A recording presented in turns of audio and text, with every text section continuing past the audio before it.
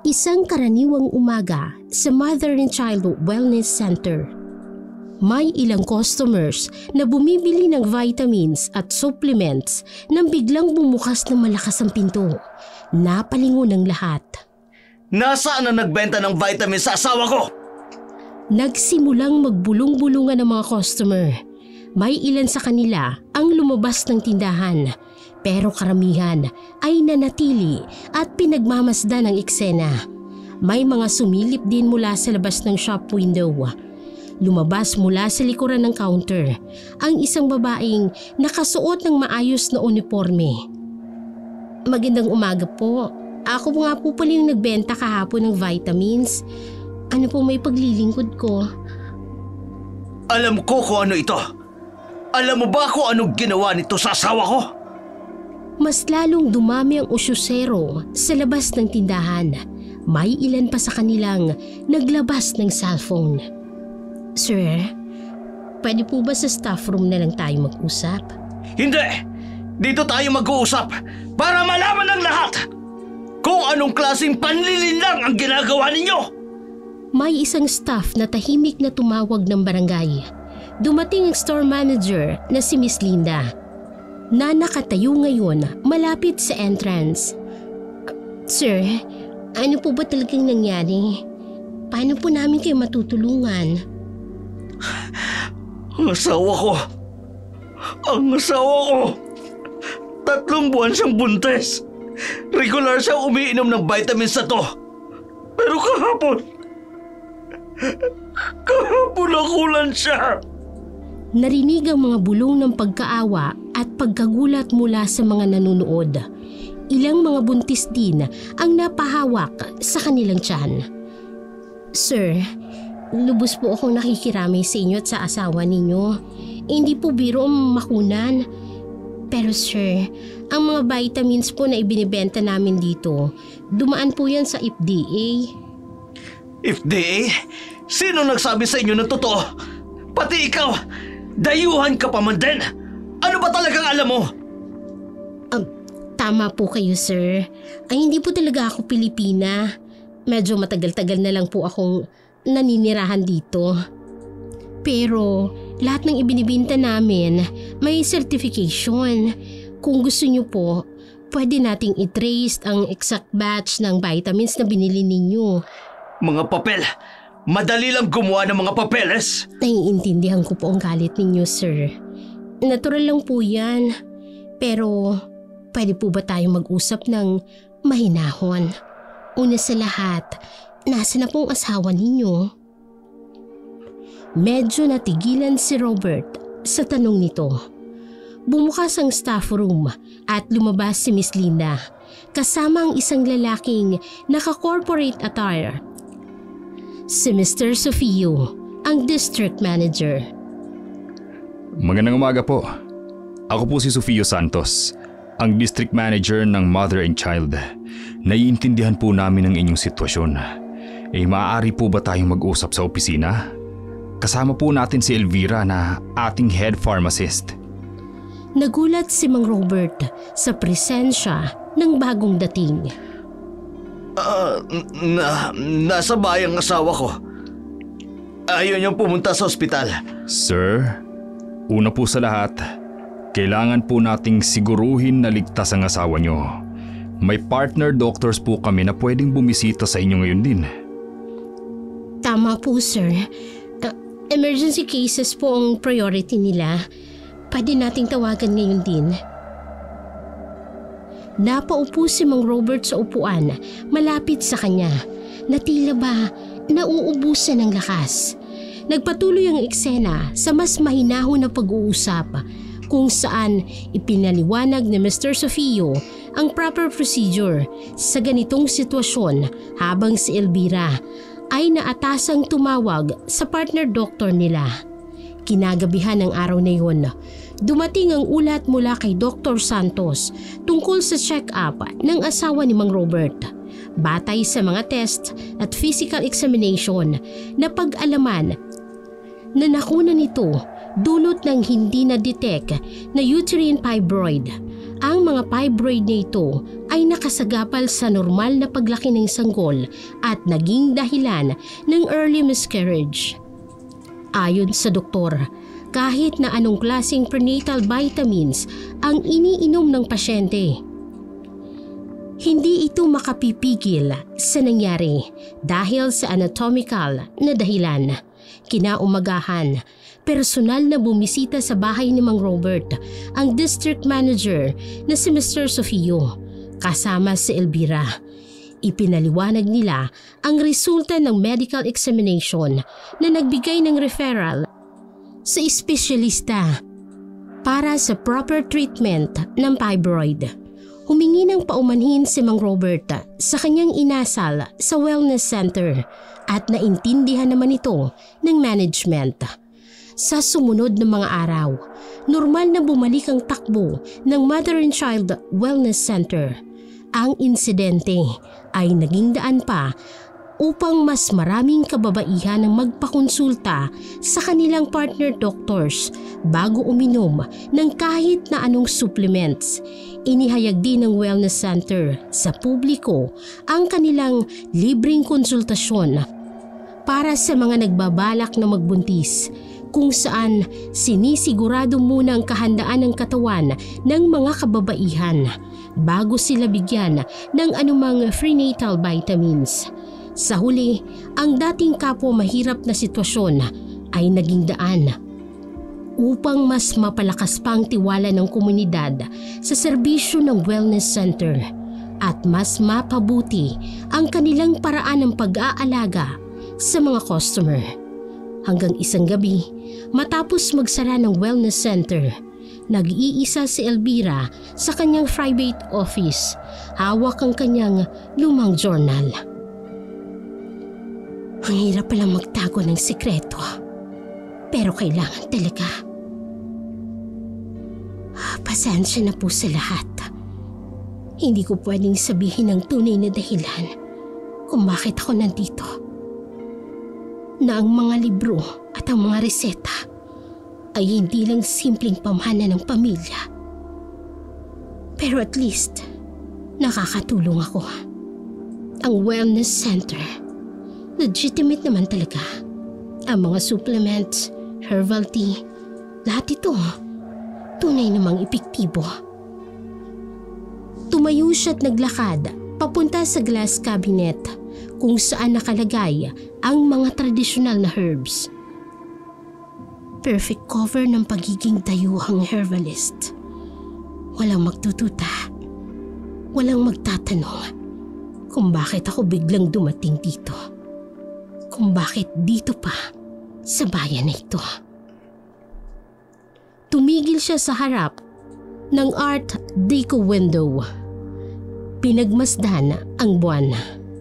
Sana maintindihan nila balang araw na ang wellness center na to ang pagtulong sa komunidad.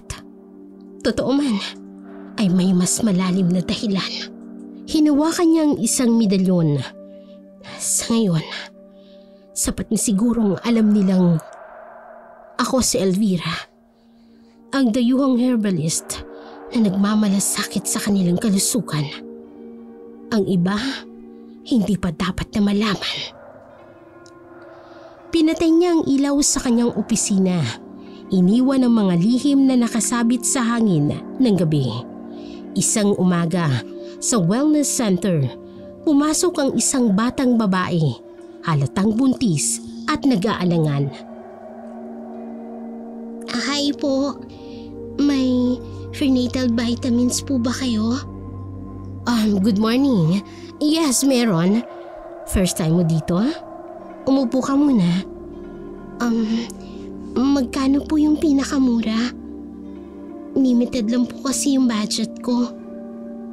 Napansin ni Elvira na namumula ang mga mata ng babae na tila ba katatapos lang nitong umiyak. 5 months ka na ba? Nagpapacheck up ka ba?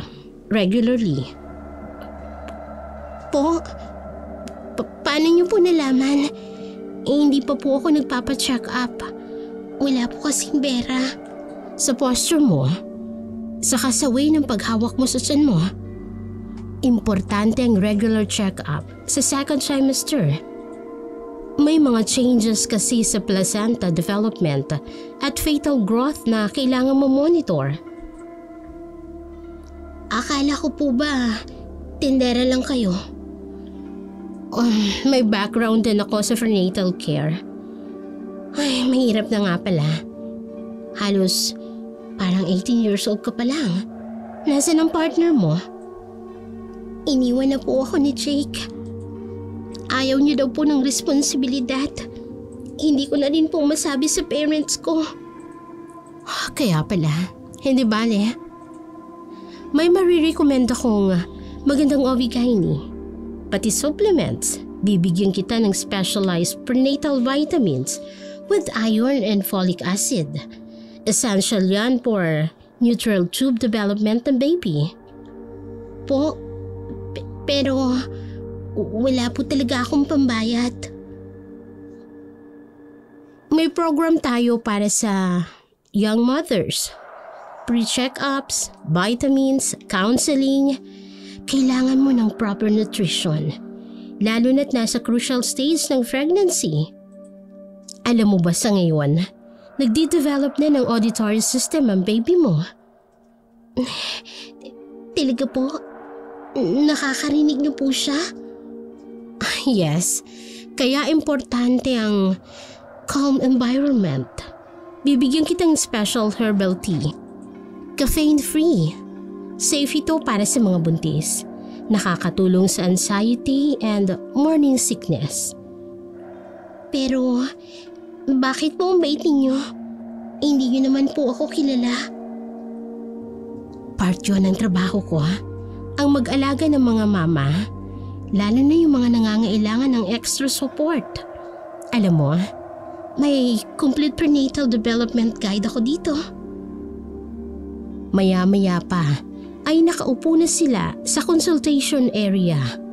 Si Sofia ay uminom ng herbal tea habang nakikinig kay Elvira na nagpapaliwanag tungkol sa pregnancy stage, proper nutrition at emotional wellness sa isang liblib na bahagi ng baryo kung saan tanawang madilim na bundok at nakakalat na ilaw ng mga bahay. Sofia, bakit napaka-late? 7:00 na. Pasensya na po, Itay. Inilibre po kasi ako ng tindera sa wellness center ng dinner. Anong tindera? Sa malaking building na yon? Opo, si Miss Elvira po. Ang bait niya, Itay. Binigyan niya po ako ng mga libreng vitamins. Tapos habang kumakain kami, kinikwento niya na nawalan daw siya ng anak dati. Kaya daw grabe siyang nagmamalasakit sa mga buntis ngayon. Nakita ni Tasyo kung anong kumikislap sa dilim ng gubat. Pumasok ka na! Dali! Bakit po, Itay? Hindi ka dapat tumatanggap ng kahit ano sa mga estranghero, anak. Lalo na sa ganitong oras, sa ganitong buwan. Mabilis na isinara ni Tasyo ang mga pinto at bintana. Nako, Tay, sobrang mabait nga po eh. Sabi niya, babalik daw po ako next week para sa check-up. May libreng doktor din doon, Itay. Hindi ka babalik doon. Naamoy ko. May kakaiba. May hindi tama. Ang OA naman eh. Wala naman pong tao sa daan. Hindi mo ba nararamdaman?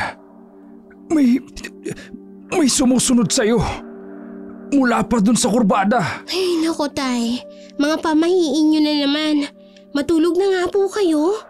Hindi ako matutulog. Hindi ngayong gabi. May nagbabantay. Habang sa labas, ang hangin ay patuloy na humihipang may ibinubulong. Hindi ka pa rin nakikinig sa mga babala ko. May dahilan kung bakit walang pumupunta sa malaking building na yan pagkalubog ng araw. Tay naman, wellness center lang po yun. Maraming ang bumibisita doon araw-araw. Araw? Pero gabi? May nakita ka bang ibang tao kanina?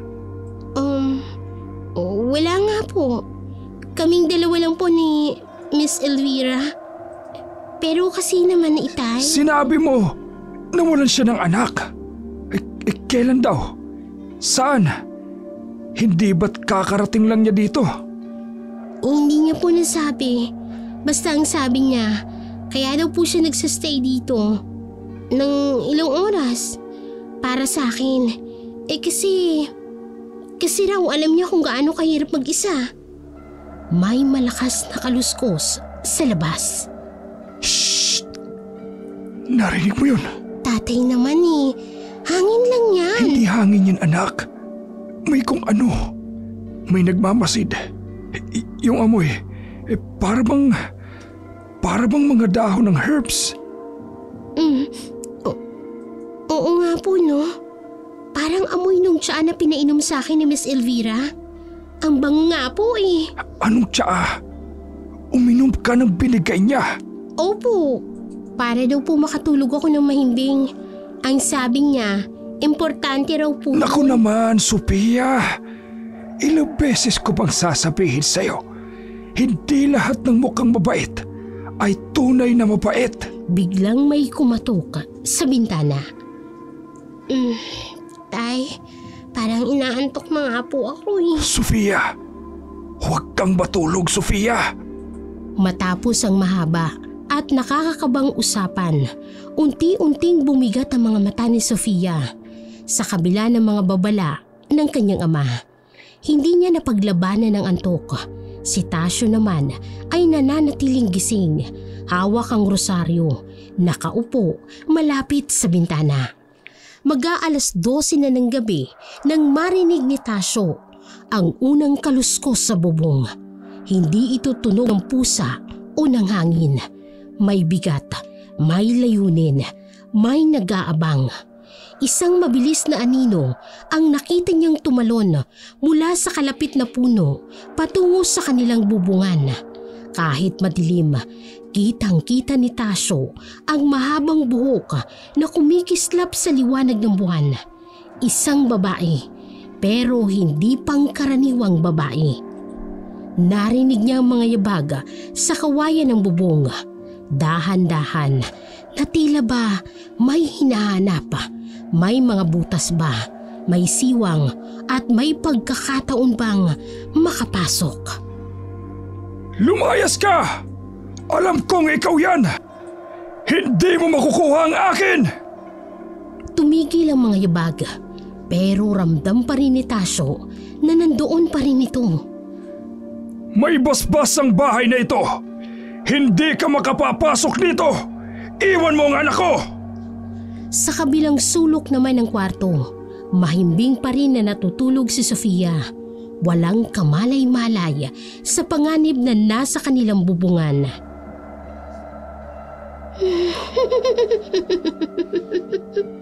Sinasabi ko sa'yo, hindi ang anak ko! Hindi mo siya mapoprotektahan forever. Diyos ko, ilayo mo kami sa kasamaan. Mas lumakas ang tawa mula sa bubong hanggang sa unti-unting nawala kasabay ng malamig na hangin. Nanatiling nakabantay si Tasyo, hawak pa rin ang rosaryo. Naririnig pa rin niya ang mahinang yabag sa bubong. Lumayas ka! Iniwan mo na kami dati pa! May kaluskos lang mula sa itaas. Isang maitim na anino na gumagalaw sa bubong. Hindi mo makukuha ang anak ko! Hindi siya para sa'yo! Biglang may kumislap sa mga mata sa bintana. Isang mahabang buhok ang nakikipagsayaw sa hangin. Amoy ng herbs at kakaibang samyo ang bumabalot sa paligid. Basbas ang nasa bahay na ito! Umalis ka! Biglang may narinig na mga tunog ng kuko sa kawayan. Pagkaluskos ng katawan sa bubong, isang mahabang anino ang gumagapang. Huwag! Huwag mong gagalawin ang anak ko! May malakas na kaluskos sa bubong, mabigat na mga yapak, may kung anong humahagibis sa dilim. Panginoon, iligtas mo po kami! Mula sa kabilang sulok, gumalaw si Sofia sa kanyang pagkakahiga. Tay, May maingay po sa labas. Wala anak. Matulog ka na. Sa labas, ang anino ay tuluyan ang nawala sa dilim. Pero alam ni Tasyo na babalik ito tulad ng dati. Tulad ng nangyari sa asawa niya. Babalik at babalik ang nagbabantay sa kanyang anak. Sa kabila ng pagsisikap ni Tasyo na manatiling gising ay unti-unting bumigat ang kanyang mga talukap. Ang rosaryong mahigpit niyang hawak-hawak ay dahan-dahang dumudulas sa kanyang mga daliri. Ang herbal tea na ininom ni Sofia ay may ibang layunin. Hindi lamang para sa anak, kundi na rin, pati na rin sa ama.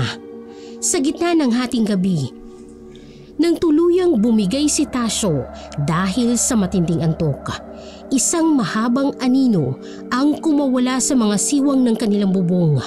Walang ingay, walang kaluskos, tulad ng hangin na dumaan sa mga dahon. Mula sa dilim, isang mahabang dila ang kumawag. Umakyat at humahanap hanggang sa matagpuan nito ang tiyan ni Sofia na mahimbing na natutulog. Walang narinig na sigaw, walang naramdamang kirot. Tahimik at mabilis tulad ng mga kwentong kinakatakutan ng matatanda. Kinaumagahan, ang unang sinag ng araw ang nagpagising kay Tasyo. Masakit ang kanyang ulo, mabigat ang kanyang katawan. Nang imulat niya ang kanyang mga mata, isang tanawin ang bumungad sa kanya na hanggang kamatayan ay hindi niya malilimutan. Ang katawan ng kanyang anak na si Sofia. Nakahiga pa rin kung saan niya ito huling nakita. Pero ngayon ay wala na itong buhay. Anak, Sofia, gising na. Napansin ang dugo sa sahig. Dahan-dahang lumapit si Tasyo. Anak! Anak! Ano nangyari sa'yo? Nagimbal siya sa kanyang nakita. Butas na ang tiyan ng kanyang anak. Hindi! Hindi! Sofia! Anak ko! Yakap ang katawan ng anak. Kumuha ito ng rosaryo. Sino gumawa nito sa'yo? Sino may lakas ng loob? Sino gumawa sa anak ko? Bigla niyang naalala ang mga pangyayari kagabi. Ang aswang! Ang aswang kagabi! Ang may gawa nito! Kinahain niya ang apo ko! Kinuha niya ang anak ko! Tumayo ito at mahigpit pa rin ang pagkakahawak sa rosaryo. 2 buhay! 2 buhay na walang kasalanan! 5 buwan! 5 buwan mong inabangan ang apo ko! Kinuha niyang itak sa dingding. Sumusumpa ako sa ngalan ng anak kong si Sofia! Hahanapin kita kahit saan ka magtago! 18 taon lang siya. Wala pang alam sa buhay.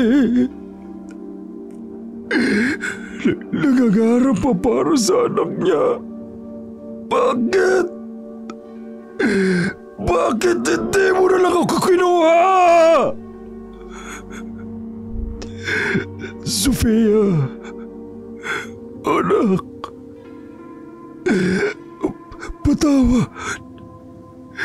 Hindi kita naprotektahan. Pero ipaghihiganti kita. Naririnig mo ako? Hindi kita ililibing hanggang hindi kita na ipaghihiganti. Humakbang ito papunta sa pintuan. Nasa dilim ka pa. Naririnig mo ako. Alam kong pinagmamasdan mo ako. Humunta ka. Magbabayad ka. Magbabayad ka ng napakamahal. Hinigpitan nito ang pagkakahawak sa itak at sa rosaryo. Ang anak ko. Ang apo ko. Ang mga pangarap nila. Kinain mo silang lahat. Pero ngayon, ako naman ang manginginain ng buhay mo. Hindi ako titigil. Hindi ako matutulog hanggang hindi kita nahahanap. Ang mga pangyayari sa gabing yun ay naging paalala sa mga tao sa baryo na ang mga kwento ng matatanda tungkol sa mga nilalang na nagbabantay sa dilim ay hindi lamang kwento. At ang Art Deco building sa gitna ng bayan, ang Wellness Center, ay patuloy na tumatanggap ng mga bagong customer na walang kaalam-alam sa tunay na layunin ng kanilang mga herbal tea at supplement. Inilibing si Sophia sa liblib na parte ng sementeryo, kasamang kanyang hindi pa isinisilang na sanggol. Matapos ang libing, dumami ang mga bulong-bulungan sa baryo. May mga nagsasabing simula nang dumating ang Art Deco building na Wellness Center, dumami ng kakaibang pangyayari. Sa tabi ng tindahan ni Aling Berta, may mga matatanda na nagkwekwentuhan. Ay, naalala niyo ba si Linda? Yung buntis na nawala. Pati na rin yung anak ni Marta, yung grade 6, at saka yung buntis na nakunan. Abay, lahat sila customer doon. Pero sa kabila ng mga kwento, patuloy ang operasyon ni Elvira sa Mother and Child Wellness Center. Ngayong araw, pumasok si Aurora, 25 taong gulang, 5 buwang buntis. Sa loob ng center, maaliwalas ang paligid. Amoy herbs at essential oils. Sa counter, nakahanay ang mga imported na bote ng prenatal supplements. Sa gilid, may display ng mga herbal tea na naka-organize ayon sa trimester ng pagbubuntis. Sa private consultation room ng Wellness Center, mahihinang classical music ang tumutugtog. Amoy lavender at chamomile ang hangin. Oh, kumusta Aurora? Komportable ka ba dyan sa upuan? Special yan para sa mga buntis. Opo, ang lambot nga po eh. Tsaka ang bango po ng tea na binigay nyo. Napansin ko medyo may pagkamatamlay ka. Ang sabi mo may problema ka sa pagtulog. Oo nga po eh. Hindi po ako makatulog sa gabi. Tapos ang bigat ng katawan ko. Naghanda ako ng special blend para sa'yo. Pure Organic Prenatal Plus. Australian herbs ito. Galing sa farm. Perfect ito para sa ika-5 buwan ng pagbubuntis. At ito naman, Night Bloom Tea. Unique blend ito ng chamomile, lavender, at sikretong herbs ng aming pamilya. Iinom ka nito 1 oras bago ka matulog. Safe po ba yan lahat? Of course! Lahat ito certified. At personal kong ina-assist ang bawat kliyente para matyak na tama ang blend para sa kanila. At para naman sa mga stretch marks mo, etong golden oil, may special warming effect to. Mas epektibo kapag gabi mo ito ginamit bago mo inumin ang night bloom tea. Medyo mahal po ba yung mga yan? May package ako para sa'yo. Kasama ng weekly consultation, prenatal classes tuwing Sabado, at libreng assessment para sa'yo, para sa baby mo. Sa daan pa uwi, magkahawak kamay ang mag-asawa. Ang paper bag ng Wellness Center ay mahigpit na yakap ni Aurora. Ang bait talaga ni Miss Elvira. Alam mo ba, Personal niyang hinahalo ang mga vitamins ko. Custom blend daw para sa katawan ko. Magkano ba naman lahat ang binili mo? Pero okay lang. Blessing talaga may ganyang wellness center dito sa atin. Worth it naman, mahal. Alam mo, pinainom niya ako ng tea kanina. Ang sarap! Parang nawala lahat ng pagod ko. Teka, ayusin ko lang itong mga binili ko sa tokador. Tingnan mo, ang ganda ng mga pakete, no? Australian herbs daw to. May instructions pa kada isa. Basta happy ka, mahal. Mukha namang effective sa'yo, di ba? Mas masigla ka ngayon. Dapat daw inumin ko itong night bloom tea bago ako matulog. Tapos may oil pa para sa tiyan ko. Para raw hindi ako magka-stretch marks. Sige, matulog ka na. May pasok pa ako bukas na maaga. Oo nga pala. Ang swerte ko talaga at nakilala ko si Miss Elvira. Parang guardian angel ko siya. Sa labas ng kanilang bintana, ang dilim ay unti-unting lumalapit at sa malayo, isang anino ang nagmamasid. Mula sa labas ng bahay ni na Aurora at Raul, may isang maitim na anino ang nagmamasid.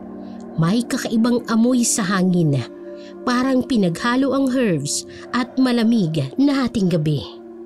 Teka lang, mahal, may ingay sa labas eh. Pagbukas ng pinto, nakita niya si Mang Tasyo na nakatayo sa dilim, hawak ang rosaryo. Mang Tasyo? Bakit kayo nandito? 12:00 na ng hating gabi. Raul, nakita kong galing kayo sa wellness center. Huwag na huwag ninyong gagamitin ang mga binili nyo ron. Ha? Ano pong problema sa wellness center? Ang anak kong si Sofia, 5 buwan ring buntis, katulad ng asawa mo. Oo, nabalitaan ko. Nakakalungkot ho ang nangyari sa kanya pero... Hindi mo naiintindihan. Bago siya mamatay, customer din siya ron. Ininom niya ang mga tsaa. Ginamit ang mga herbs. Mang Tasyo, wala pong kinalaman ang wellness center sa nangyari sa anak ninyo. Makinig ka sa akin, Raul. May kakaiba sa gabi na yon. May sumunod sa kanya pa uwi. May umaligid. At pagkatapos niyang uminom ng tea... Tumigil na ho kayo. Siguro nababaliw na kayo dahil sa hinagpis ninyo. Hindi ako baliw. Naroon ako. Nakita kong ginawa sa tiyan ng anak ko. At ngayon, nakita kong parehong anino. Umaali-aligid sa inyo. Umalis na po kayo. Kung wala kayong magawa sa buhay ninyo kundi manira ng tao, huwag niyong idadamay ang ibang tao sa hinagpis ninyo. Raul, pakinggan mo ako. Kapag narinig mong may kumakatok sa bubong, kapag naamoy mo ang herbs sa hangin, huwag mong iiwan ang asawa mo. Isasara na sana ni Raul ang pinto. Bantayan mo siya! Lalo na kapag umiinom siya ng tea. Kapag hinayaan mo siyang uminom, katulad ng ginawa ko kay Sofia, mawawala rin siya! Malakas na isinara ni Raul ang pinto. Baliw na matanda! Pero sa labas, kasabay ng pag-alis ni Mang Tasyo, isang mahabang anino ang gumagapang sa dilim. At sa loob ng bahay ni Aurora, tahimik na naghahanda ng kanyang night bloom tea. 11:00 na ng gabi. Ang karamihan sa mga bahay sa kanilang lugar ay madilim na. Pero sa bahay ni na Aurora at Raul ay may ilaw pa. Sa labas, madilim at mapanglaw. Ang hangin ay dumadaan sa mga puno na may kakaibang tunog at hindi ito karaniwang ihip ng hangin. Parang may bumubulong. Sa malayo, mula sa Art Deco building ng Wellness Center, may isang ilaw na kumikislap sa itaas. Hindi ito ilaw ng bumbilya. Parang matang nakamasid sa dilim. At mula sa building niyon hanggang sa bahay ni Aurora at Raul ay may mahabang anino na dahan-dahang gumagapang, sumusunod sa amoy ng night bloom tea. Sa loob ng bahay, Masayang nagkukwentuhan ng mag-asawa tungkol sa kanilang mga binili sa wellness center. Hindi nila alam na may isang matandang lalaking nakatayo sa dilim. Nagmamasid sa kanilang bintana. Si Mang Tasyo, may hawak na rosaryo, nanginginig sa takot at galit. Sino yun, mahal? Si Mang Tasyo, yung tatay ni Sofia. Si Sofia? Yung buntis na namatay? Oo, nagbabala. Sabi niya, wag daw natin gagamitin yung mga binili nating mga vitamins sa wellness center. Bakit naman? Ang ganda-ganda nga ng wellness center dito eh. Ang bait pa ni Miss Elvira. Alam mo naman ang mga matatanda. Pinaghalo-halo niya ang hinagpis niya sa kung ano-anong pamahiin. Sabi niya, customer din daw si Sofia bago mamatay?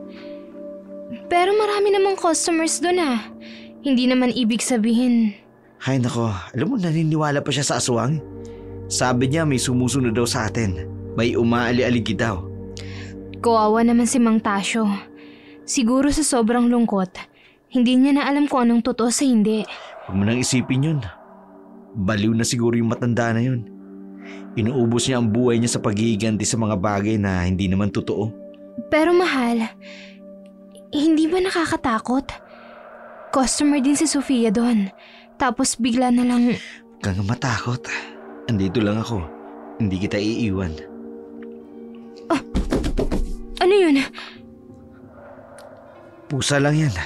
O inumin mo na itong tea bago ka matulog. Ang bango talaga nito. Parang sarap matulog. Ang hating gabi ay tahimik sa mga iskinita ng kanilang lugar. Sa malayo, mula sa lumang Art Deco building, may ilaw na patay-sindi. Ang wellness center ni Elvira. Ang mga puno sa gilid ng daan ay sumasayaw sa malamig na hangin. Nagbibigay ng maitim na mga anino sa lupa. Si Mang Tasyo ay naglakad-lakad sa dilim. Hawak ang kanyang rosaryo. 2 buwan na mula nang mamatay ang kanyang anak na si Sofia. 2 buwan na rin siyang nagbabantay, naghihintay at nagmamasid. Sa hindi kalayuan, may nakaparadang itim na kotse. Kilala niya ito, ang kotse ni Elvira. Dahan-dahan siyang lumapit, hawak ang itak sa kabila niyang kamay. Ngayon, malalaman natin kung gaano ka kalakas kapag hindi ka makalakad. Dahan-dahan niyang sinaksak ang mga gulong nito. Mang Tasyo, anong ginagawa niyo dito? Ikaw dapat ang tinatanong ko. Bakit ka nandito sa ganitong oras? May karapatan ba kayong magtanong? Nag-dinner lang ako, kasama si Aurora. Si Aurora? Bakit mo ginagawa ito? Hindi ka pa ba nakontento sa anak ko? Nababaliw na kayo. Alam ng buong bayan ang nangyari kay Sofia. Aksidente yon. Aksidente? Nakita kita.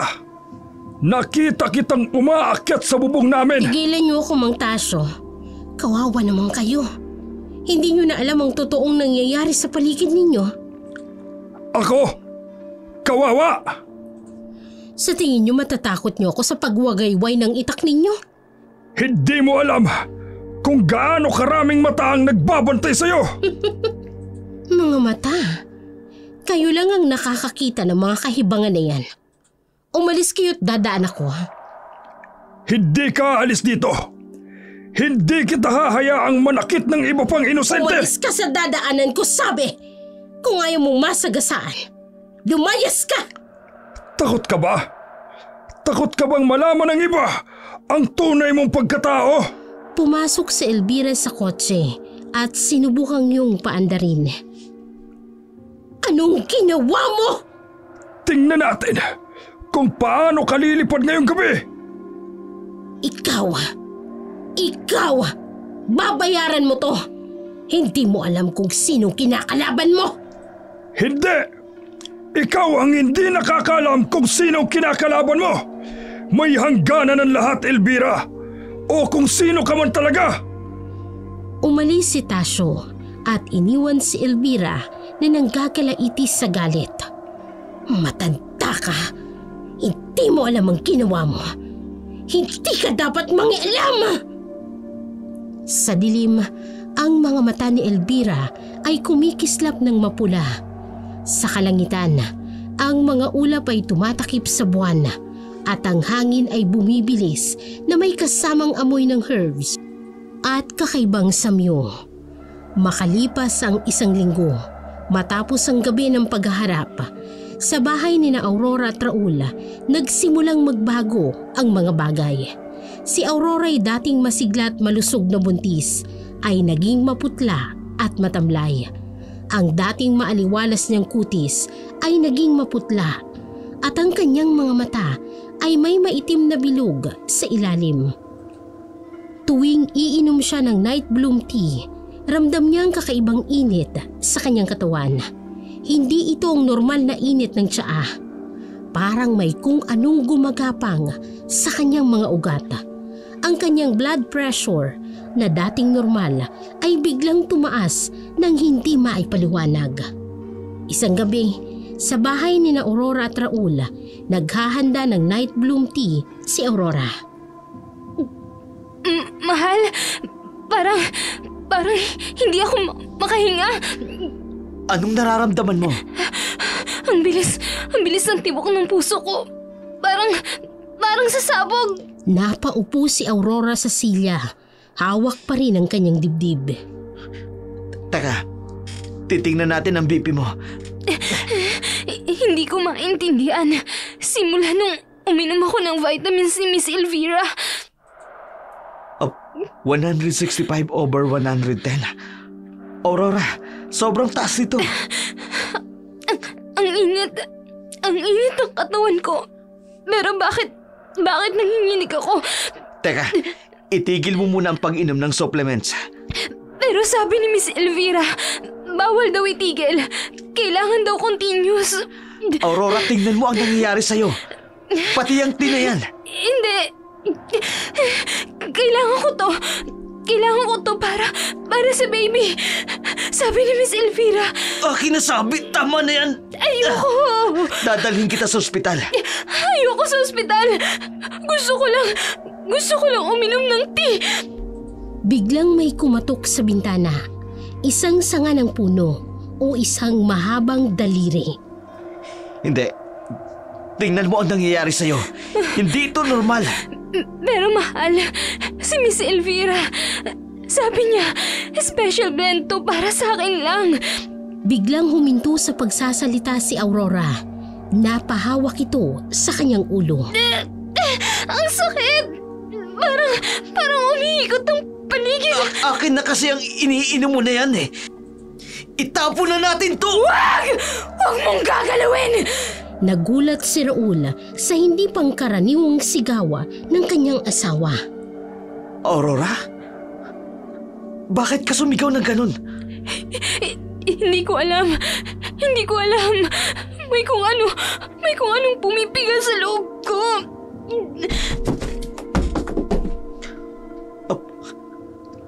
Sandali lang. Tatawag lang ako ng ambulansya. Hindi. Ayoko. Kailangan ko lang uminom. Huwag mo nang subukin abutin ang nahulog na tasa. Miss Elvira! Sabi ni Miss Elvira, kapag hindi ako uminom, mawawala ang baby ko. Ano? Kailan niya sinabi yan? Sa panaginip ko, kinausap niya ako sa gabi. Biglang nawala ng malay si Aurora. Aurora! Aurora! Sa labas, may mahihinang tawa sa hangin. At sa loob ng bahay, ang mga bote ng supplements ay parang kumikislap sa dilim. Kinabukasan, pagkatapos ng mga pangyayaring yun, naisipan ni Raul na pumunta sa wellness center at kausapin si Elvira. Alam mo ba kung anong oras umuuwi ang asawa mo kapag pumupunta siya dito? Ano? Minsan nananatili siya hanggang hating gabi. Katulad nung nakaraang linggo. Hindi siya nagkukwento sa akin. Tingnan mo, 7 beses siyang pumunta dito sa nakaraang linggo. Pero ilan lang ang alam mo? Nakita ni Raul ang mga entry sa logbook. Alam mo ba kung sinong madalas niyang nakakasalubong? Si Mang Tasyo. Palaging nakaabang. Hindi totoo yan. Raul, bilang kaibigan, concern lang ako. Baka may itinatago sa iyong sekreto ang asawa mo. Bakit kaya sobrang interesado si Mang Tasyo sa kanya? May pumasok na customer at agad na tumigil saglit si Elvira. Ang anak ni Mang Tasyo, bago siya namatay, ganyan din. Palihim na pumupunta rito, nakikipag-usap sa kung sino-sino. Pero ang supplements mo. Herbs lang ang supplements ko. FDA approved. Pero kung may ibang bagay na nangyayari kay Aurora, baka may iba pang dahilan. Napaupo si Raul dahil sa pagkalito. Kung ako sa'yo, bantayan mo siya. Lalo na sa gabi. May mga bagay na hindi natin alam. Sa daan pa uwi, hindi mapakali ang isip ni Raul. Ang mga salita ni Elvira ay tulad ng karayom na tumatagos sa kanyang isipan. Pagdating sa bahay, nakita niyang nakaupo si Aurora sa sala, maputla at matamlay.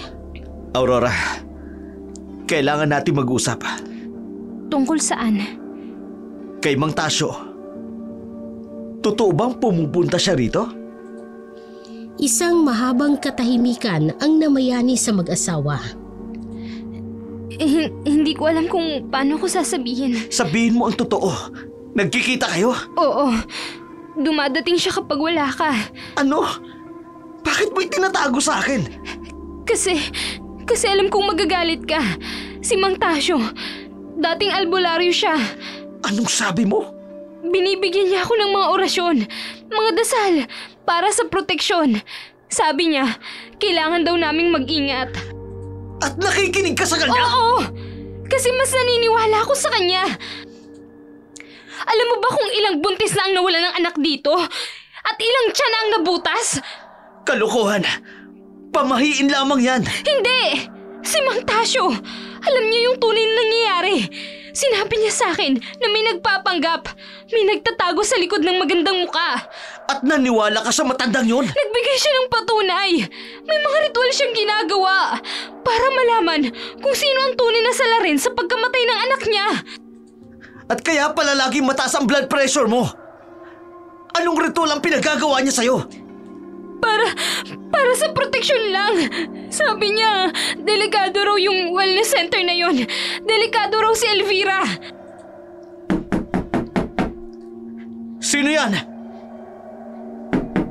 Si Mang Tasyo. Oras na daw ng panalangin. Sandali lang, paalisin ko siya. Umalis ka, matanda ka! Mahal, hintay! May ipapakita siya sa atin. Yung tungkol sa mga gamot ni Elvira. Raul, kailangan mong malaman ang katotohanan. Anong katotohanan? Nililito mo lang ang asawa ko! Tingnan mo ito. Ito.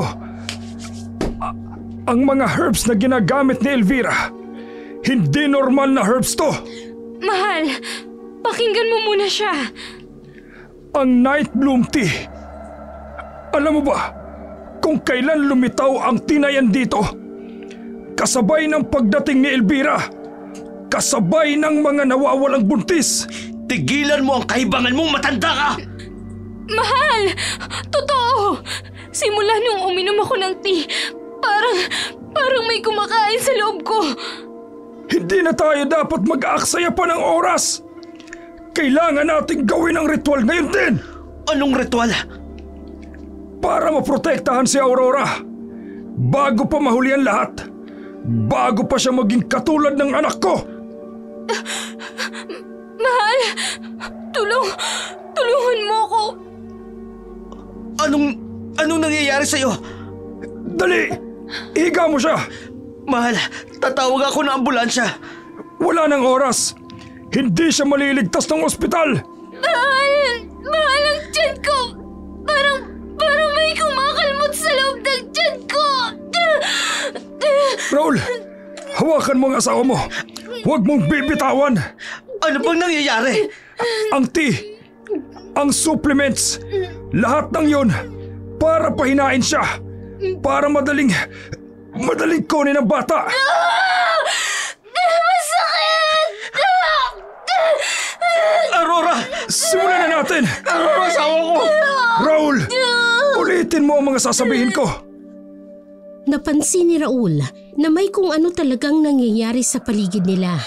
At kahit hindi niya maintindihan ng lahat, nakita niya ang depresyon sa mga kilos at salita ni Mang Tasyo. Naramdaman niyang seryosong matandang ito sa pagprotekta sa kanyang asawa. Raul, kailangan mo akong paniwalaan. Ang buhay ng anak mo at ng asawa mo ang nasa panganib dito. Pero ano bang koneksyon ito? Ano bang eksaktong nangyayari? Hindi ko maintindihan ang lahat ng ito. Makinig ka lang at sundin ang mga gagawin ko. Kailangan nating pigilan ang mga puwersa na nagsisikap kunin ang sanggol mo. Inilabas ni Tasyo ang ilang nakasulat na mantra at inilapat yun sa dibdib ni Aurora. Ulitin mo ang mga sasabihin ko. Ipagkaloob mo sa amin ang iyong basbas. Ipagkaloob mo sa amin ang iyong mga basbas. Iligtas mo ang aming anak. Iligtas mo ang aming anak. Mula sa masasamang kapangyarihan. Mula sa masasamang kapangyarihan. Hindi ko alam kung anong nangyayari. Pero kung ito ang paraan para maproteksyonan ang aking pamilya, gagawin ko. Sumunod si Raul kay Tasyo at paulit-ulit na inulit ang mga salitang yon. Habang ginagawa nila ito, ang kaluskos sa bubong ay naging mas malakas at nararamdaman ni Aurora ang panibagong sakit ng kanyang tiyan.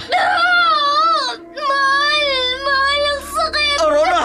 Tulungan mo ako! Mang Tasyo, anong nangyayari? Ituloy lang natin.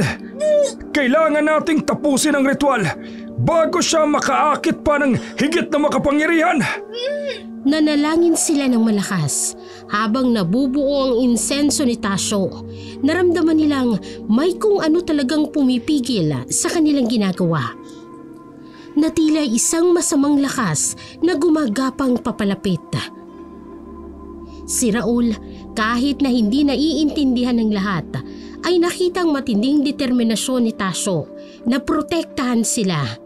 Naisip niyang kahit na hindi niya lubos maintindihan ang nangyayari, kailangan niyang sumunod kay Tasyo para sa kaligtasan ng kanyang pamilya. Raul, tuloy-tuloy lang. Huwag kang titigil. Mas lumakas ang panalangin at mas mabilis ang pagbubuga ng insenso. Ramdam nilang masamang presensya na unti-unting lumalamig at nawawala. Naramdaman ni Aurora na ang sakit ng kanyang tiyan ay unti-unting nawawala rin. Patuloy ang matinding tensyon at panganib na nararamdaman ni Raul at Tasyo habang nagpapatuloy sila sa kanilang panalangin. Ramdam nilang masamang presensya na gumagapang papalapit at alam nilang kailangan nilang maging mapagbantay at matatag. Raul, tuloy-tuloy lang. Huwag kang titigil sa pananalangin. Kailangan nating paalisin ang aswang na yan bago siya makapasok dito. Pero ano ba talagang nangyayari, Mang Tasyo? Hindi ko maintindihan ang lahat ng ito. Wala nang panahon para mag-alinlangan. Ang buhay ng iyong anak ang nasa panganib dito. Kailangan nating labanan ng masasamang nilalang na umaatake sa atin. Mababakas sa boses ni Tasyo ang matinding takot at pagmamalasakit. Ramdam ni Raul na ang matanda'y nanginginig sa pangamba at alam niyang kailangang maniwala siya at sumunod kung gusto niyang maprotektahan ang kanyang pamilya. Sabay-sabay silang nagpatuloy sa kanilang panalangin habang mas lumalakas ang kaluskos at ang pakiramdam ng masamang presensya sa bubong. Nararamdaman ni Aurora ang pagsusumigaw ng kanyang tiyan at nanginginig siya sa takot. Mahal! Ang sakit! Ano ba talagang nangyayari dito? Huwag kang mag-alala. Tutulungan ka ni Mang Tasyo. Kailangan na nating ipagpatuloy ang panalangin. Oo, Aurora. Huwag kang susuko. Kailangan nating tapusin ang ritual upang maprotektahan tayo. Mas lumakas ang kaluskos sa bubong na parang may narinig silang mahinang tawa sa hangin. Ang tensyon ay umaalingaw-ngaw sa buong silid at ramdam ni Raul na nanginginig ang kamay ni Aurora habang mahigpit niyang hinahawakan. Raul, ipagpatuloy mo ang pananalangin. Hindi pa tapos ang ritual. Pero Mang Tasyo, ano ba talagang ipinaglalaban natin? Sinong kalaban natin? Hindi pa natin siya kilala. Pero alam kong nasa paligid lang siya. Makakapasok siya dito kapag tumigil tayo sa pananalangin. Aurora, kaya mo yan. Parang may kumakalmot sa loob ng Kaya mo yan. Tuloy lang tayo sa pananalangin. Oo, Aurora. Huwag kang bibitaw. Kailangan nating tapusin ang ritual bago pa siya makaakit ng higit na makapangyarihan. Patuloy silang nanalangin habang ramdam nila ang papalapit na masamang presensya. May kumatok sa bintana at unti-unti nitong binasag ang salamin. Dali, Raul! Sabay tayo sa pananalangin. Kailangan nating pigilan siya bago pa siya makaakit ng higit na lakas. Hanggang ngayon hindi ko pa rin maintindihan ang lahat. Si Elvira, alam kong siya ang aswang na nagnanasa sa inyong anak. Ano? Pero hindi naman mukhang masama si Miss Elvira. Alam mo ba kung bakit siya nagtatago sa wellness center na yon? May lihim siyang ginagawa. Pero paano mo nasabi na siyang aswang? Wala ka namang ebidensya. Nakita ko siya sa bubong ninyo na tila may hinahanap. Alam mo ba kung bakit palaging may mga kababaihang bumibisita sa wellness center na yon? Bigla na lang nawawala. Ang sakit! Mahal! Aurora! Tulungan mo ako! Aurora, kaya mo yan. Malapit na tayo.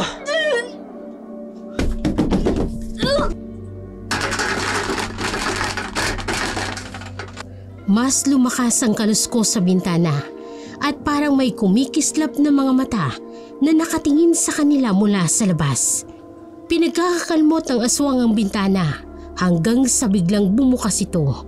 Isang mahabang anino ang pumasok sa loob ng bahay at naramdaman nila ang malamig na hangin na sumasalubong sa kanila. May kumakalmot na mga kamay ang lumabas mula sa dilim at narinig nila ang isang mahinang tawa. Bilisan mo, Raul! Sabayan mo ako! Kailangan nating pigilan ang aswang! Pero Mang Tasyo, paano natin siya pipigilan? Wala akong alam na pwedeng gawin. May pulbos akong dala na maaaring magpahina sa kanya. Kailangan mong sugatan siya upang malaman natin kung ano talaga siya at kung sino siya. Sugatan? Paano ko gagawin yun? Bilisan mo, Raul! Huwag mong hayaang makalapit pa siya! Bilisan mo! Pero Mang Tasyo, hindi ko alam kung paano. Biglang bumukas ang pinto sa sala at nakita nilang isang mahabang anino. Papunta ito sa direksyon ni Aurora. Nakita nilang mahabang buhok at kumikislap na mga mata na animoy gumagalaw sa dilim. Raul! Ngayon na! Si Raul, kahit na nanginginig, ay kumuha ng itak at sinubukang tagpasin ang balikat ng masamang nilalang. May malakas na sigaw at ang anino ay umalis ng mabilis na parang nalason. Magaling, Raul! Nasugatan mo siya! Ngayon, nakita mo na talaga kung sino siya! Hindi ko pa rin maintindihan ang latang ito. Sino ba talaga siya? Si Elvira! Siya ang aswang, Raul! Nakita mo mismo kung papaano siya lumabas sa dilim at sinubukang kunin ang anak ninyo. Kailangan nating tapusin ang ritual upang tuluyan na kayong maging ligtas. Ano? Si Elvira? Hindi ko maintindihan. Bakit naman siya gagawa nun? Aurora, alam mo ba kung bakit palaging may buntis na nawawala pagkatapos magpunta sa wellness center na yon? At bakit ka biglang nagkaproblema sa kalusugan simula nung uminom ka ng mga gamot ni Elvira? Parang hindi naman siya ganun. Mabait naman siya sa amin. Alam mo, Mang Tasyo, kahit alam ko may nangyayaring hindi tama, hindi ko pa rin maintindihan kung bakit si Elvira ang aswang na pinanghihinalaan mo. Wala ka pa ring ebidensya. Raul, maniwala ka sa akin. Nakita ko siya. Alam mo naman kung gaano karami na ang buntis na nawala matapos magpunta sa wellness center na yon. Paano mo mapapatunayang totoo ang sinasabi mo? Makinig ka sa akin, Raul.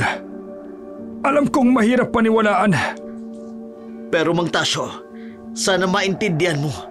Kahit nanginginig ako ngayon, kailangan ko ng mas konkretong ebidensya bago ako sumang-ayon sa ginagawa mo. Ilang araw matapos ang hindi pangkaraniwang pangyayari sa bahay ni Raul at Aurora, nagpasya silang makipag-ugnayan sa mga ahensya ng pamahalaan upang masuri ang mga produkto at dokumentasyon ni Elvira. Kasama nila ang isang mabait at mapagkakatiwalaang doktor na nagtataguyod ng kanilang kaso.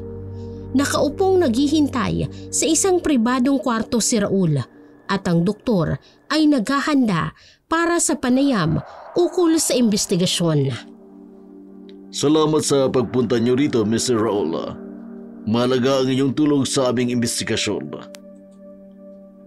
Ginagawa ko lang po ang dapat para maprotektahan ng pamilya ko. Ano po bang kailangan ninyo malaman? Una, maaari kayong magbigay ng mga detalye tungkol sa inyong karanasan sa wellness center ni Elvira. Kung ano nangyari kay Aurora. Alam ko, may mali sa mga produksyong ibinebenta nila. Simula nung uminom si Aurora ng mga supplements, nagsimula siyang magkaproblema sa kalusugan. Ano ang mga sintomas na naramdaman ni Aurora? Nagkaroon po siya ng mataas na blood pressure. Parang may kung ano daw ang kumakalmot sa loob niya. Nagdurugo rin minsan ang ilong niya. Nakakatakot naman ito mga sintomas na ito. May alam ba kayo kung anong maaaring dahilan? Hindi po. Pero si Mang Tasyo, ang tatay nung namatay naming kaibigan, naniniwala na si Elvira may kasalanan. Sabi niya, aswang daw si Elvira na gumagamit ng produktong yun para makuha ang sanggol sa mga buntis. Salamat sa iyong kooperasyon. Patuloy kami maghanap ng katotohanan upang matulungan kayo at ang iba pang biktima. Matapos ang panayam kay Raul, nagpasya ang mga otoridad na palakasin pa ang investigasyon laban kay Elvira. Alam nila na may higit pang kaalaman tungkol sa pangyayari ng matandang albularyo na si Mang Tasyo. Kaya nagpasya silang puntahan siya sa kanyang bahay. Pero bago pa man sila makarating ay nangyari na ang hindi inaasahan. Isang madilim na gabi, narinig ni Mang Tasyo ang mga kalabog at ingay sa labas ng kanyang bahay. Dali-dali siyang lumabas ng kanyang silid. Dala ang kanyang mahiwagang tungkod. Laking gulat niya nang makitang isang malaking butas ng pader at si Elvira nakatayo sa gitna nito at nakangisi. Ikaw! Ikaw ang aswang na pumatay sa aking anak at apo! Anong ginagawa mo rito? Pumasok si Elvira sa bahay habang sinisira ang dingding ng pinto. Tinitingnan niya si Mang Tasyo nang may malupit na ngiti. Tama ka, tanda. Ako nga ang pumatay sa iyong pamilya. At ngayon, ikaw naman ang susunod. Itinaas ni Elvira ang kanyang kamay at itinutok kay Mang Tasyo. Handang sugurin ito. Ngunit mabilis na itinaas ni Mang Tasyo ang kanyang tungkod at nagsimulang bigkasin ang mahiwagang orasyon. Hindi ako magpapatalo ng ganun kadali! Ibabalik ko ang mga ninakaw mong buhay! Masamang nilalang! Naramdaman ni Elvira ang isang nakakapasong init sa kanyang katawan. Natumba siya sa sahig at nagsimulang manginig sa sakit. Anong ginawa mo sa akin? Inalis ko ang iyong masamang kapangyarihan! Hindi ka na makakapinsala pa sa mga inosenteng bata! Sigaw ni Mang Tasyo. Ngunit sa matinding galit ni Elvira ay nagbigay ito sa kanya ng lakas. Unti-unting tumayo siya at tiningnan ng masama ang matanda. Akala mo, matatalo mo ko ng ganun kadali? Nagkakamali ka, Tasyo. Mas malakas ako ngayon kesa noong pinatay ko ang pamilya mo. Nataranta si Mang Tasyo sa sinabi ni Elvira. Naaalala niya ang araw na natagpuan niya ang bangkay ng kanyang anak at apo. Halos hindi na makilala sa sobrang pagkasira ng katawan. Hayop ka, Elvira! Paano mo nagawang patayin ang mga inosenteng bata? Masusunog ka sa impyerno dahil sa iyong mga kasalanan! Impyerno? Wala akong pakialam dyan. Ang tanging gusto ko lang ay mabuhay ang aking lahi. At gagawin ko ang lahat para mangyari yun! Muli siyang sumugod kay Mang Tasyo. Inihagi siya gamit ang kanyang malupit na lakas. Bumagsak ang matanda sa pader at nabitawan ng tungkod. Mabilis na pinulot ni Elvira at binali ito sa dalawa. Wala ka nang magagawa ngayon. Nilapitan niya ang matanda at sinakalito. Kung hindi ka lang nangialam, hindi sana kita papatayin. Pero hadlang ka sa aking plano. Kailangan kong kainin ang sanggol sa sinapupunan ni Aurora para mabuhay ang aking lahi.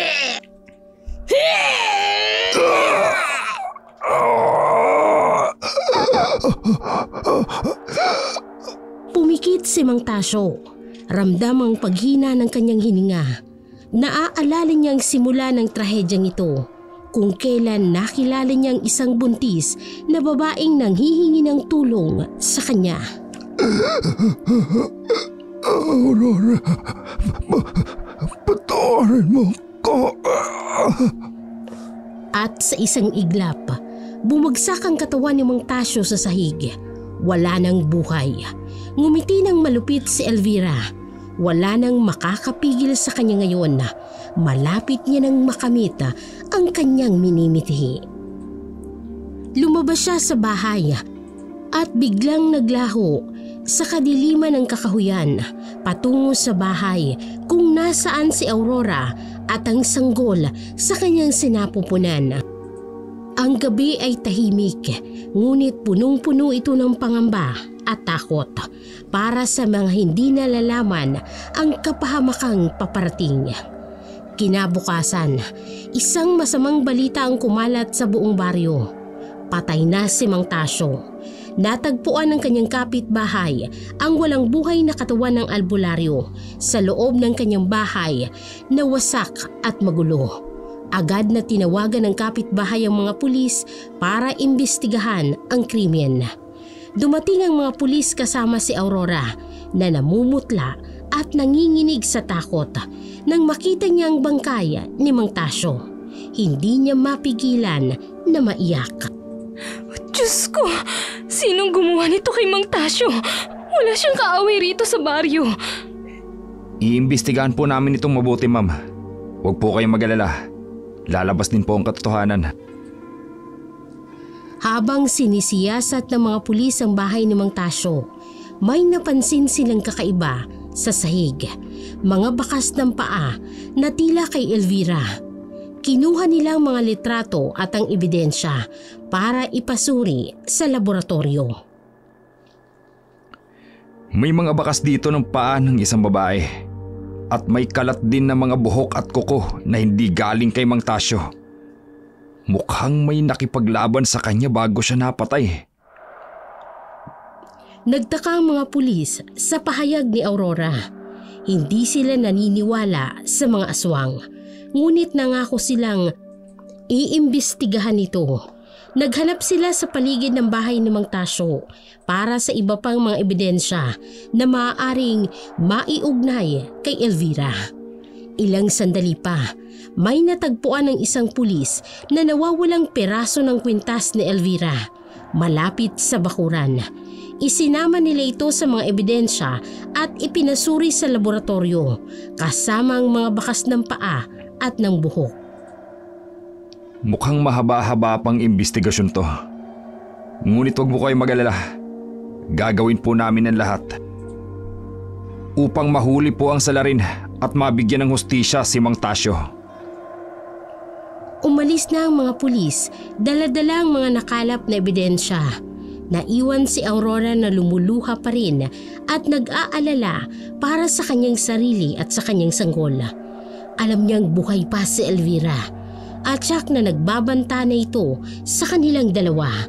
Kailangan niyang maging malakas at handa para sa paparating na pakikipaglaban. Makalipas ang ilang araw, dumating na ang mga resulta ng pagsusuri sa mga ebidensyang nakalap sa bahay ni Mang Tasyo. Napatunayan ng mga eksperto na ang mga bakas ng paa, ang buhok at ang kuko ay nagmula kay Elvira. Dagdag pa rito, natuklasan din nila ang nawawalang peraso ng kwintas na natagpuan sa bakuran ay kapareho ng disenyo ng kwintas na laging suot-suot ni Elvira. Dahil sa matibay na ebidensya, nagsampa ng kaso ang pulis laban kay Elvira. Hindi lamang ito para sa pagpatay kay Mang Tasyo, kung hindi pati na rin sa pagbibenta ng mga peking bitamina at mga halamang gamot na pinangangalandakang nakapagpapagaling sa may sakit. Batay na rin sa mga ipinisintang ebidensya at testimonya, meron ng sapat na batayan para sampahan ng kaso sa Elvira. Inaprubahan na ang pag-aresto sa kanya. Agad na naghanda ang mga pulis para dakpin si Elvira. Nagsagawa sila ng isang malawakang operasyon sa buong bayan. Sinisiyasat ang bawat sulok ng iskinita kung saan maaaring nagtatago ang aswang. Mag-iingat kayo. Alam nating lahat na mapanganib si Elvira. Siguraduhin may kasamang pari o albularyo sa bawat pangkat para maprotektahan tayo mula sa kanyang masasamang kapangyarihan. Samantala, nakarating na rin ang balita kay Aurora tungkol sa pag-aproba ng warrant laban kay Elvira. Bahagyang gumaan ang kanyang kalooban, ngunit alam niyang hindi siya makakatulog ng mahimbing hanggat hindi nahuhuli ang aswang. Diyos ko, sana mahuli na nila si Elvira bago pa niya ako mahanap. Natatakot ako para sa aking sanggol. Parang awa mo na. Iligtas mo kami sa kapahamakang ito. Naging alerto ang buong bayan. Nakipag-ugnayan sa mga pulis para sa anumang impormasyon tungkol kay Elvira. Nagtalaga ang simbahan ng mga pari na siyang mag-iikot sa pamayanan upang magbigay ng banal na proteksyon sa mga tao. Ngunit ilang araw ang lumipas, walang anumang palatandaan kung nasaan si Elvira. Tila siya'y nawala na parang bula. Nagpatuloy ang buhay sa bayan, ngunit may nararamdamang tensyon at pangamba ang bawat isa. Nag-aalala kung kailan at saan muling sasalakay ang aswang. Isang madilim at malamig na gabi, habang tahimik na nakahiga si Aurora sa kanyang silid, biglang pumasok si Elvira sa pamamagitan ng bintana. Namutla si Aurora sa takot nang makita niya ang aswang, ngunit pinili niyang maging matapang para sa kanyang anak. Elvira! Paano ka nakapasok dito? Anong kailangan mo sa akin? Ngumisi si Elvira at ang kanyang mga matay naninigas sa pagnanasa para sa sanggol na nasa sinapupunan ni Aurora. Alam mo kung bakit ako nandito, Aurora? Matagal ko nang ginugusto ang iyong sanggol. Ngayon, ibibigay mo siya sa akin. Tinangka ni Elvira na lapitan si Aurora, ngunit mabilis na kumuha ng isang krus ang buntis at itinapat ito sa aswang. Lumayo ka sa aking tinderang demonyo ka! Tindera ka na mahilig sa bata! Kaya pala nawawala ang mga bata dahil kinakain mo sila! Tamaan ka sana ng kidlat sa kasamaan mo! Tumawa lamang ng malakas si Elvira. Tila hindi naaapektuhan ng krus. Hinawakan niya si Aurora sa liig at itinaas ito sa hangin. Akala mo ba matatakot ako dyan sa krus mo? Wala akong ibang pakialam sa mga yan. Ang gusto ko lang ay ang iyong sanggol at kukunin ko siya ano man ang mangyari. Biglang may kumalabog sa pinto. Ito ang mga pulis na dumating para arestuhin si Elvira. Pinasok nila ang silid at nakita ang aswang na sinasalakay si Aurora. Bitawan mo siya, Elvira! Wala ka ng kawala! Sumuko ka na at huwag nang lumaban pa! Ngunit hindi nagpatinag si Elvira. Ibinaling niya ang kanyang galit sa mga pulis. Handang labanan sila para lamang makuha ang sanggol ni Aurora. Namutla ang mga pulis sa pangamba, natakot sa masamang kapangyarihan ng aswang. Hindi ako susuko hanggat hindi ko nakukuha ang gusto ko. Lumayo kayo kung ayaw ninyong masaktan! Nagsimulang magbitaw ng orasyon si Elvira. Hinihiling sa kadiliman na bigyan siya ng lakas. Lumindol ang buong bahay, nayanig sa kapangyarihan ng aswang. Namutla ang mga pulis sa takot, ngunit nananalangin sila sa kanilang krus at rosaryo. Panginoon, gabayan mo po kami. Bigyan mo po kami ng lakas para mapigilan ang kasamaang ito. Sa kabila ng lakas ni Elvira, unti-unti silang nakalapit sa aswang. Pinagsama-sama nilang kanilang lakas at pananampalataya upang tuluyang mapalibutan si Elvira. Sa huli, naubos ang lakas ni Elvira at bumagsak siya sa sahig, tila walang malay. Mabilis siyang pinusasan ng mga pulis at ikinulong sa isang banal na selda kung saan wala siyang magagawang kasamaan. Samantala, nilapitan ng mga pulis si Aurora para tiyakin kung ayos lang ito. Laking pasasalamat niya na dumating sila sa tamang oras para iligtas siya at ang kanyang anak. Maraming salamat po sa inyo. Kung hindi dahil sa inyo, baka kinuha na ni Elvira ang aking anak.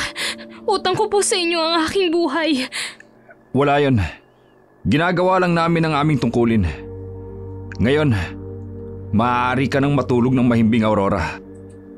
Sa ngayon, nasa kulungan na si Elvira at hindi ka na niya masasaktan pa.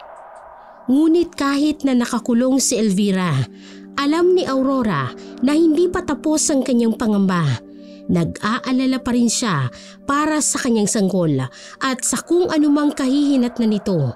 Tanging ang oras lamang ang makapagsasabi kung anong mangyayari sa kanilang dalawa.